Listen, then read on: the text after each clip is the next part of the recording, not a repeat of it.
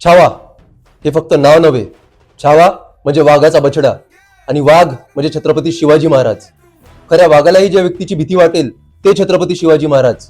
आणि अशा पराक्रमी आणि महान व्यक्तीच्या पोटीच छत्रपती संभाजी महाराज जन्माला येऊ शकतात. सिंहाच्या जबड्यात घालून हात मोजितो दात, ती जात मराठ्यांची, ती जात हिंदूंची. मित्रांनो, आज आपण महाराजांची जयंती मोठ्या उत्साहाने, मोठ्या जल्लोषाने साजरी करतो आणि ती करायलाही हवी. पण हीच ती माती जिथे गरिबांवर अन्याय होतो, जिथे महिलांवर अमानुष अत्याचार वाढत चाललेला आहे. त्यासाठी आपण काय करतो? आपण फक्त मेणबत्त्या घेऊन निषेध नोंदवतो. युग बदलेल, काळ बदलेल, पण इतिहास सांगतो की न्याय मिळतो तो संघर्षानेच.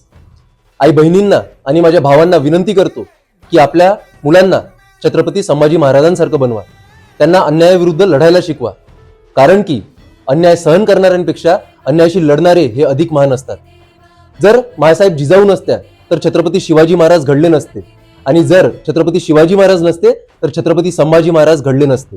हीच शिकवण घेऊन चला महाराजांच्या विचारांना कृतीत आणू, अन्यायाविरुद्ध उभं राहू आणि स्वाभिमानाने जगू. जय भवानी, जय भवानी.